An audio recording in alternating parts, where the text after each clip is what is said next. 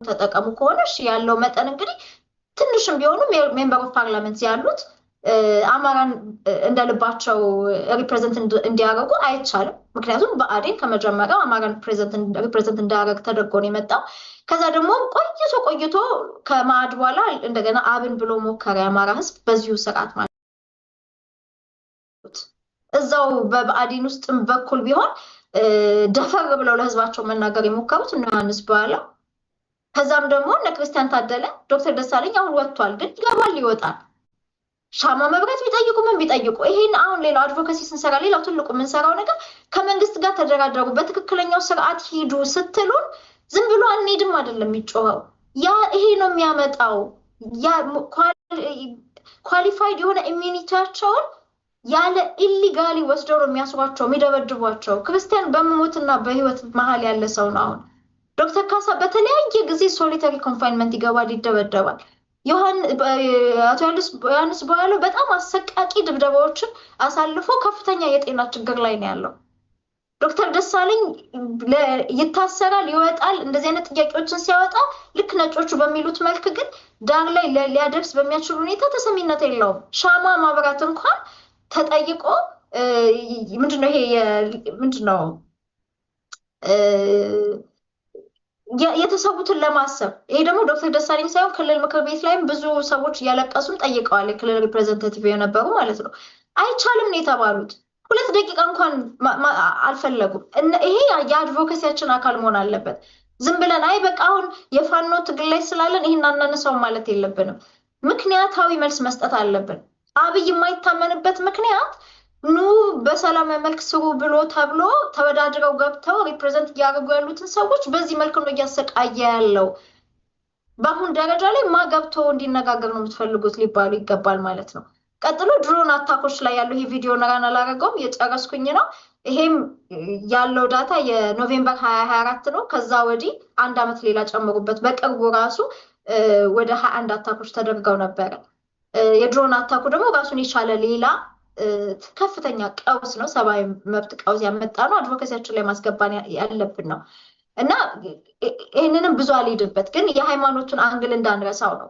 በኢትዮጵያ ኦርቶዶክስ ቤተክርስቲያን ታሪክ 500 ዓመት በኋላ ነው ይሄ የተፈጠረው። ማቅ መልበስ ማለት ነው። ህንፃው ገዳሞች ምናምን ጥቁር እንዲለብሱ የተጠራው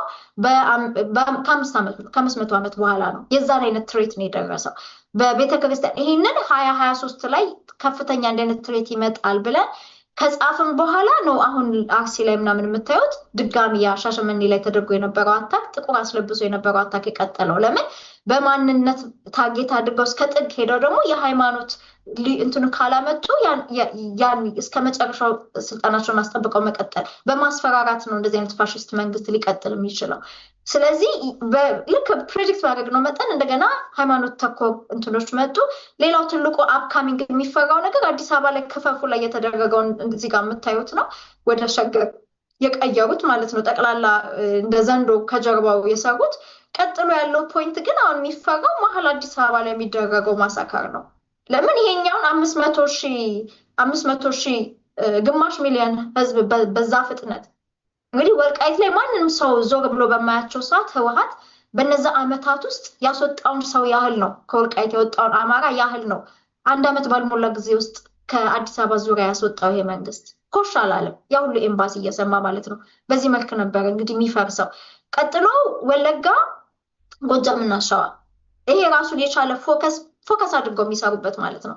ለምን ባልካናይዝ ሲያደርጉ ወደ ኦሮሞ ወደሚባለው ኦሮሚያ ወደምትባለው ሀገር የሚቀጥሉት ብለው ያሰቧቸው ፔሪፈሪ ላይ ያሉ ቦታዎች ናቸው። ሰሜን ሸዋ እንደምታውቁት ኦልሬዲ ከ10 ጊዜ በላይ ጥቃት የተደረገ ነው በሰላሙ ጊዜ። ወለጋ ያው ኦልሬዲ አጽድተውታል፣ በፕላን ነው ወደዛ አገር አድርጎ ለማስቀጠል የሚሄድበት ነው፣ ለሴኪዩሪቲ ማለት ነው። እነሱ አገር ብለው ሲቀጥሉ ጎጃምን እንደ በፈር ቆርጠው አታክ ማድረግ የሚፈልጉት ቦታ ነው። ስለዚህ ይሄ ነገር ሁሉ ተረስቶ ጦርነት አማራ ተጀምሯል ከተባለ በኋላ የተደረገ ጭፍጨፋ ነው ወለጋ ውስጥ። መተከል the same thing ወይ በህዋት ጊዜ ታላቁ ትግራይ የሚባለው ስለማስገባት ነበርና አባይ ፀሐይ የሚሰሩት ያ ሳይሳካ ሲቀር የአሁኖቹ ተረኞች ደግሞ እንዳለ የአማራ ከቤታቸውን ጥለው የወጡትን ሁሉ ገብተው ኦፊሳቸው ምናምን ያደርጉበት አሁን የኦነግ ታጣቂዎች ናቸው። ኦላ ወይ ሸኔ ይበሏቸው የተለያየ ስም ይሰጧቸዋል። ቀጥሎ ወልቃይት ጠለም ጠገዴና ራያ ኮንስታንት የሆነ ወደ አማራ አስገብቶታል ብሎ ኃላፊነት ደሙን አፍስሶ ከ35 ዓመት በኋላ ብዙ በሰላም መንገድ ሞክሮ ሳይሳካለት በልጆቹ ደም የመለሰውን ቦታ ደግሞ መመለስ ባይችሉ እንኳን ሶርስ ኦፍ ኮንስታንት ጦርነት ኮንስታንት ሶርስ ኦፍ ኮንቴንሽን ለአማራው በእናንተ ምክንያት ለምን እንሞታለን የሚል እንዲሰማው ኮንስታንትሊ ወልቃይት ጠገዴ እና ራያ ላይ እና ጠለምት ላይ ማድረግ የሚሞክሩት ምንድነው? ጠለምት ላይ በተወሰነ ደረጃ ተሳክቶላቸዋል። ለምን ጠለምትና ዋግምራ ላይ ህወሓት አልለቀቀም ነበረ። ሌላው ሁሉ ነፃነት አግኝቷል ብሎ ሌላው አማራ ፎርስብሊ ይኖር የነበረው ጠለምትና ዋግምራ ላይ ግን ወደ ውስጥ ዋግምራ ጋር ገብተውና ጠለምት ላይ ለረዥም ጊዜ ኦኪፓይ አድርገውት ነው የቆዩት። እዛ ጋር ያለው ስትራቴጂ ምንድነው? ሁል ጊዜ ጸባጫሪ በመሆን ያ ቦታ በቃ ሰላም አይሰጠንም የሚል ተስፋ ማስቆረጥ ማለት ነው። ይሄ የምንጠብቃቸው ነገሮች ናቸው ማለት ነው። ቤዚካሊ እዚህ ጋር ትሬቱን የኢስት አፍሪካውን አሁን ስለማናወራበት አልሄድም። አንድ ስላይድ ብቻ ነው የቀረኝ። አሁን ያለንበት ቦታ ምንድን ነው? አማራ ፋኖ ሰልፍ አርም አድርጎ ቮለንቲር በሆነ ሁኔታ መልስ እየሰጠ ነው ለአማራ ህዝብ ማለት ነው።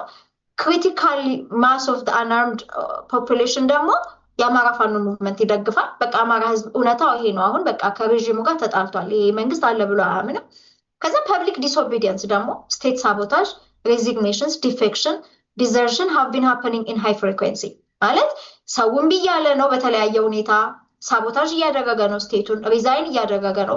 ዲፌክት እያደረገ ነው። ጥሎ እየወጣ ነው። አገዛዙን በቃኝ እያለ ነው። በቃን የሚለው ነገር ማለት ነው።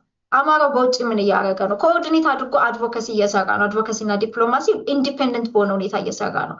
ግን ምንድነው የሚያስፈልገው? አሁን ላይ ዊ ኒድ ቱ ኮኦርዲኔት እና ስቲሪንግ ኮሚቴ ያስፈልገናል። አንድ ላይ መስራት አለብን። ኦርጋናይዝድ ፈንድሬዚንግ እኔ አትሊስት ወንፈል የሚያደርገውን ስለማቅ ማለት ነው። በተለያየ ደረጃ የተለያዩ አማራ ማህበራት አንድ ላይ መጥተው ወንፈል እንደ ፕላትፎርም ተጠቅመው በተለያየ ጊዜ ኦልሞስት ከ6 ሚሊዮን የሚሆን ሬዝ አድርገው ለህዝባቸው ሊደርሱ ችለዋል።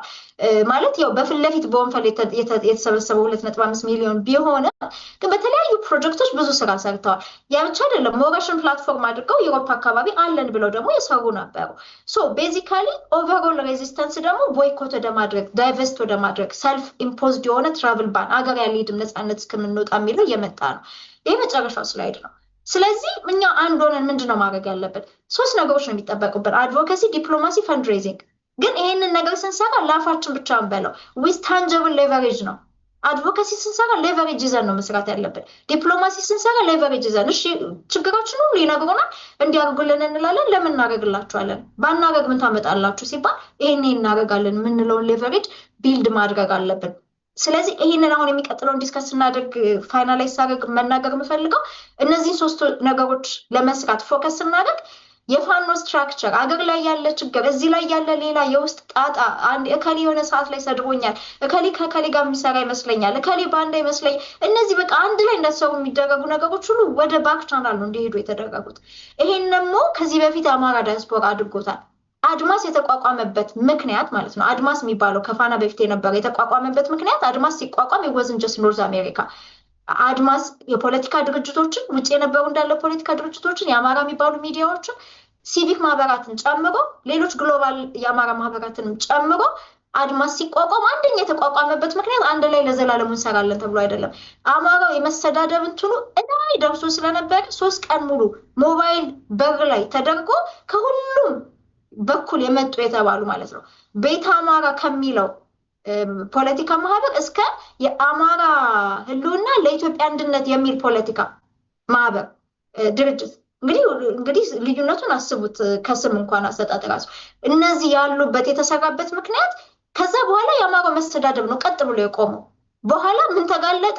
መንግስት እያሰማራቸው በአማራ ስም የሚሳደቡ የነበሩ ሰዎች ተጋለጡ። ለምን? አማራው መስተዳደብ ሲያቆም ራሱ ጠላት ተጋለጠ ማለት ነው። ከዚህ በፊት ዳያስፖራው ስላደረገው አንድ እንደዚህ ዝም ብሎ ያለውን ሁኔታ የምንወያይበት ኮንቬንሽን ሳይሆን እንደዚህ አይነት ልክ አድማስ ጊዜ ተሰርቶ እንደነበረው ልዩነትን ጸጥ የሚያደርግ ከጀርባ ችግር ካለባችሁ ካውንስል ተጠርቶ ከጀርባ ሁሉን ነገር ፍቱ የሚባልበት አንድ ሞኑሜንታል የሆነ ስብሰባ ያስፈልገዋል አማራ ብዬ አስባለሁ።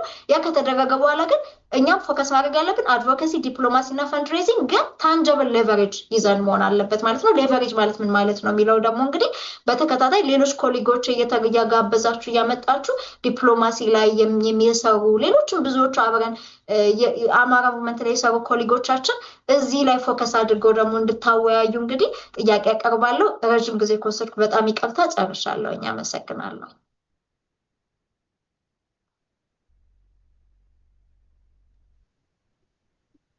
በጣም ጥሩ።